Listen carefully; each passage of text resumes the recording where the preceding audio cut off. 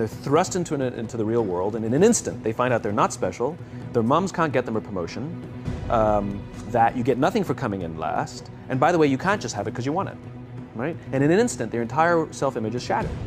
And so you have an entire generation that's growing up with lower self-esteem than previous generations. You may recognize him from a video that we did together that literally broke the internet, where he answers the now infamous millennials question.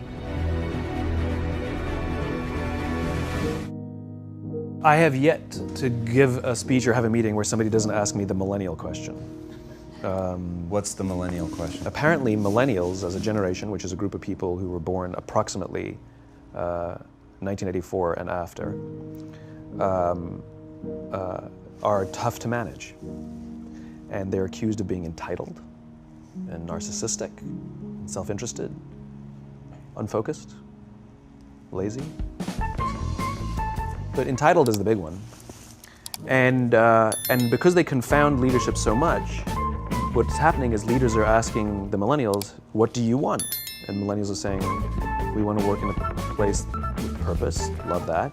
We want to make an impact, you know, whatever that means. We want free food and beanbags. And so somebody articulates some sort of purpose, there's lots of free food and there's beanbags, and yet for some reason, they're still not happy. And that's because they're missing, there's a missing piece. What I've learned is that I can break it down into 4 pieces, right? There are four things, 4 characteristics. One is parenting, the other one is technology, the third is impatience, and the fourth is environment. The generation that we call the millennials, too many of them grew up subject to, not my words, failed parenting strategies, you know? Where, for example, they were told that they were special all the time. They were told that they could have anything they want in life, just because they want it, right? They were told, some of them got into honors classes, not because they deserved it, but because their parents complained. And some of them got A's, not because they earned them, but because the teachers didn't want to deal with the parents. Some kids got participation medals. You got a medal for coming in last, right? Which the science we know is pretty clear, which is it devalues the medal and the reward for those who actually work hard. And that actually makes the person who comes in last feel embarrassed because they know they didn't deserve it, so it actually makes them feel worse, right? So you take this group of people, and they graduate school, and they get a job, and they're thrust into the real world, and in an instant, they find out they're not special, their moms can't get them a promotion, that you get nothing for coming in last, and by the way, you can't just have it because you want it, right? And in an instant, their entire self-image is shattered. And so you have an entire generation that's growing up with lower self-esteem than previous generations. The other problem, to compound it, is we're growing up in a Facebook, Instagram world. In other words, we're good at putting filters on things. We're good at showing people that life is amazing even though I'm depressed, right? And so everybody sounds tough, and everybody sounds like they got it all figured out. And the reality is there's very little toughness, and most people don't have it figured out. And so when the more senior people say, well, what should we do? They sound like, this is what you gotta do. And they have no clue, right? So you have an entire generation growing up with lower self-esteem than previous generations, right? Through no fault of their own, right? They were dealt a bad hand, right? Now let's add in technology.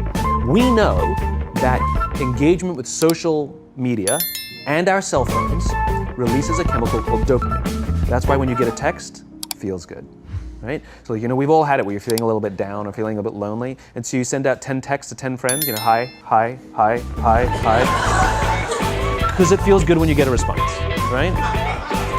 Right? It's why we count the likes, it's why we go back 10 times to see if my Instagram is growing slower, did I do something wrong? Do they not like me anymore, right? The trauma for young kids to be unfriended, right? Because we know when you get a hit of dopamine, which feels good. It's why we like it, it's why we keep going back to it. Dopamine is the exact same chemical that makes us feel good when we smoke, when we drink, and when we gamble. In other words, it's highly, highly addictive, right? We have age restrictions on smoking, gambling, and alcohol, and we have no age restrictions on social media and cell phones, which is the equivalent of opening up the liquor cabinet and saying to our teenagers, hey, by the way, this adolescence thing, if it gets you down,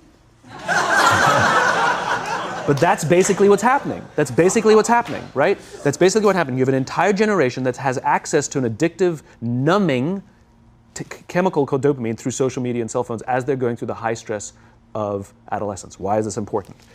Almost every alcoholic discovered alcohol when they were teenagers. When we're very, very young, the only approval we need is the approval of our parents. And as we go through adolescence, we make this transition where we now need the approval of our peers. Very frustrating for our parents, very important for us. It allows us to acculturate outside of our immediate families into the broader tribe, right? It's a highly, highly stressful and anxious period of our lives, and we're supposed to learn to rely on our friends.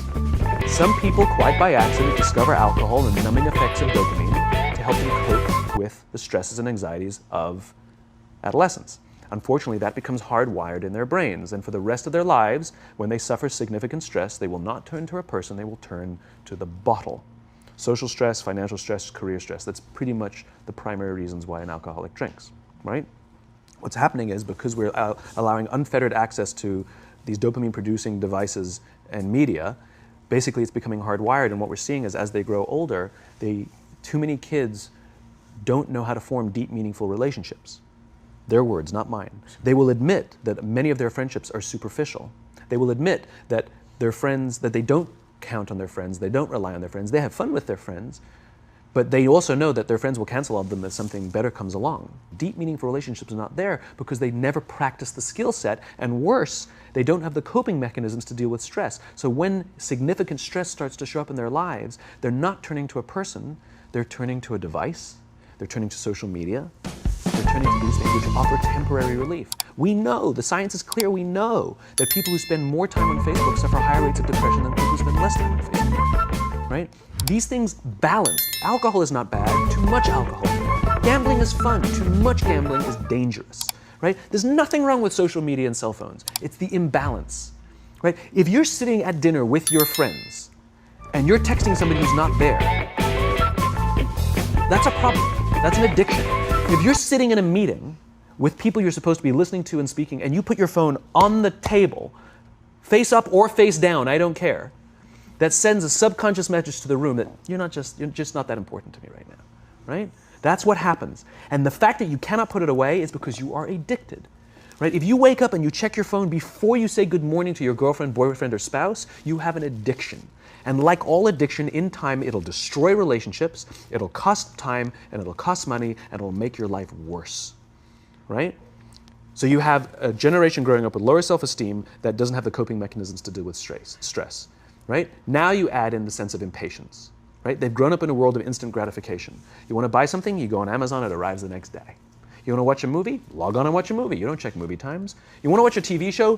Binge. You don't even have to wait week to week to week, right?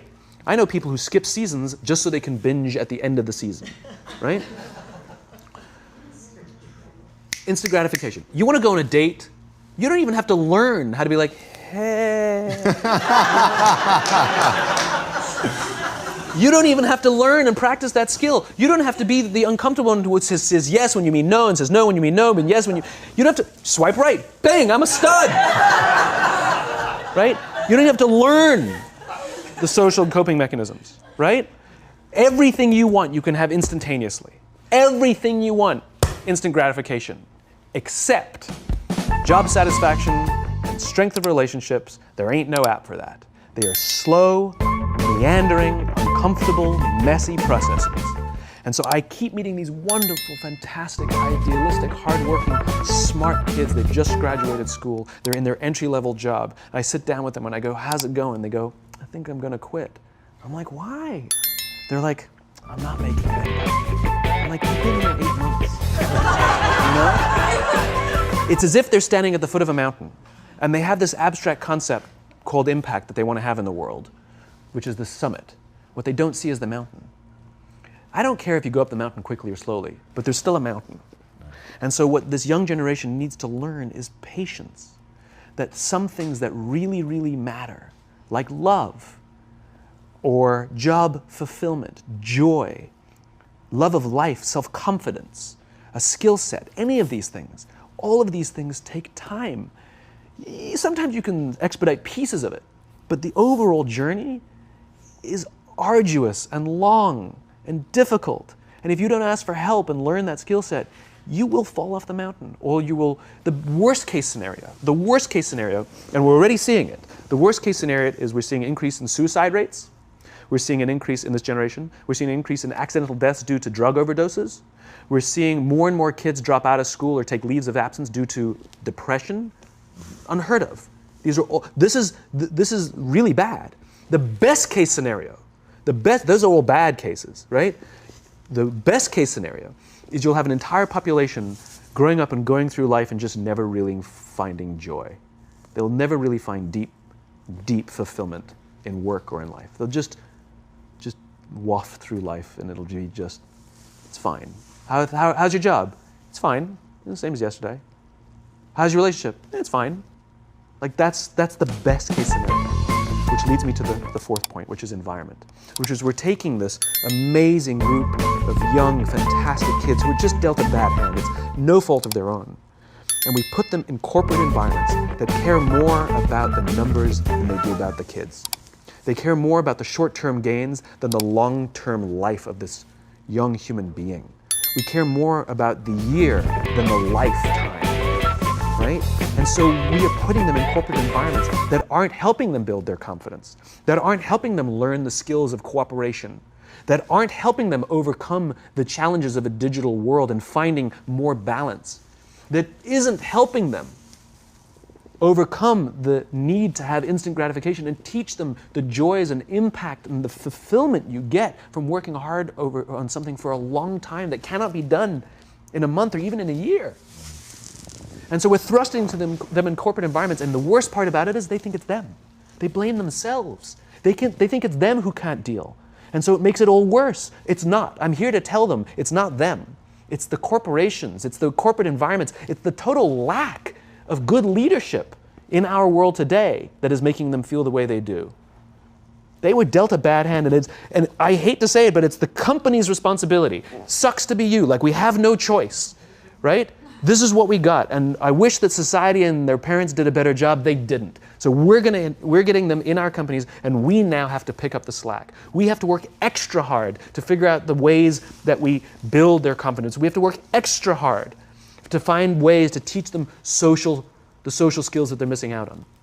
There should be no cell phones in conference rooms. None. Zero. And I don't mean the kind of like sitting outside waiting to text. I mean like when you're sitting and waiting for a meeting to start, this is what we all do. We all sit here and wait for the meeting to start. Meeting starting? Okay. And we start the meeting. No, that's not how relationships are formed. Remember we talked about it's the little things? Relationships are formed this way. We're waiting for a meeting to start and we go, how's your dad? I heard he was in the hospital. Oh, he's really good. Thanks for asking. He's actually at home now. Oh, I'm really glad. That was really amazing. I know, it was really scary for a while. That's how you form relationships. Hey, did you ever get that report done? Oh my God, no, I didn't. I'll help you out. Can I help you out with that? Really? That's how trust forms. Trust doesn't form at an event in a day. Even bad times don't form trust immediately. It's the slow, steady consistency. And we have to create mechanisms where we allow for those little innocuous interactions to happen. But when we allow cell phones in conference rooms, we just, okay, have the meeting. And then my favorite is like when there's a cell phone there and you go like this, you go. It rings and you go. I'm not going to answer that. Like, Mr. Magnanimous, you know? When you're out for dinner with your friends, like I do this with my friends. When we're going out for dinner and we're leaving together, we'll leave our cell phones at home. Who are we calling? Maybe one of us will bring a phone in case we need to call an Uber or take a picture of our meal. That goes without saying, come on. I'm an idealist, but I'm not insane. You know? Not a heathen. I mean, it looked really good. We'll take one phone. And so it's like an alcoholic. The reason you take the alcohol out of the house is because we cannot trust our willpower. We're just not strong enough. But when you remove the temptation, it actually makes it a lot easier. And so when you just say, don't check your phone, people literally will go like this. And somebody will go to the bathroom, and what's the first thing we do? Grab the phone. Because I wouldn't want to look around the restaurant for a minute and a half, you know? But if you don't have the phone, you just kind of enjoy the world. And that's where ideas happen. The constant engagement is not where you have innovation and ideas. Ideas happen when our minds wander and we go, and you see something, I bet they could do that. That's called innovation, right? But we're taking away all those little moments, right? You should not, and none of us should charge our phones by our beds. We should be charging our phones in the living rooms, right? Remove the temptation. You wake up in the middle of the night because you can't sleep, you won't check your phone, which makes it worse. But if it's in the living room, it's relaxed, it's fine. But it's my alarm clock. Buy an alarm clock.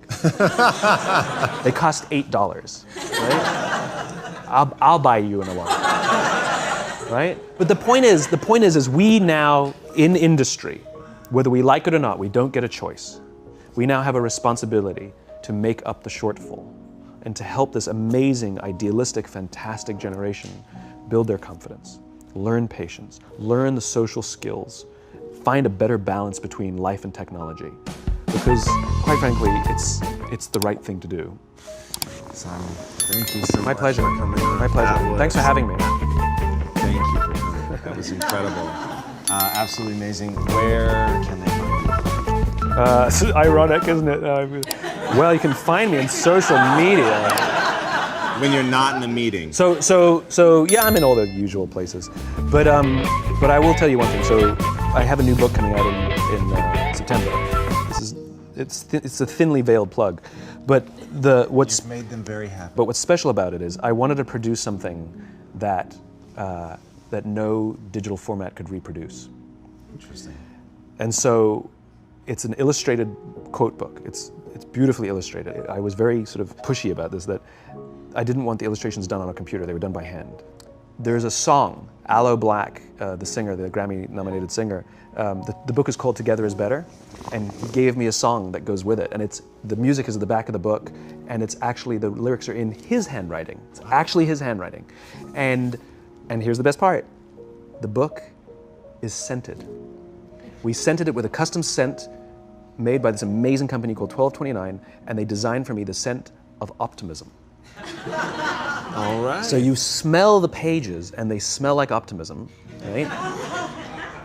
And the thing that I love about this is I can't do that in any ebook format. I wanted to create something that you had to physically engage with, and it's designed to be given as a gift. The first page says to, from, because I wanted it to be given as a gift to someone you want to say thank you for inspiring you, or to give to someone you wanted to inspire. It was designed to promote this physical interaction and engaging with the real world. So I'm really proud of it. It's incredible, man. Super unique. Yeah, it's fun. I hope it does smashingly well, as your other Thank you. books have, and have given so much to people, and it's just really, really been incredible. And what